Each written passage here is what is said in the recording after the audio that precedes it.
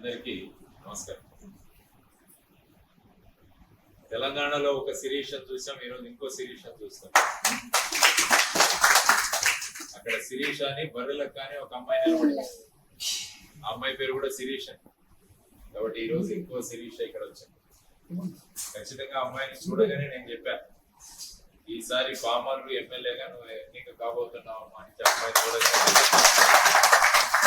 ఎందుకంటే ఆ అమ్మాయి దగ్గర ఉన్న విశ్వాసం, ఆ కళ్ళలో ఉన్న కాంతి, నేను సాధిస్తాను అన్న పట్టుదల, ఇవి మూడు కనపడగానే నాకు అనిపించింది. దాంతో పాటు వారి వెంట వచ్చిన మీరందరూ కూడా. ఎందుకంటే ముఖ్యంగా మహిళలకు పెద్ద పీట వేస్తుంది జై భారత్ నేషనల్ పార్టీ. ఎందుకంటే మన ఆంధ్రప్రదేశ్ రాష్ట్రం తీసుకున్న పురుషుల ఓటర్ల కన్నా మహిళా ఓటర్లు ఎక్కువ ఉన్నారు మన రాష్ట్రంలో, అది మీ అందరికీ తెలుసు.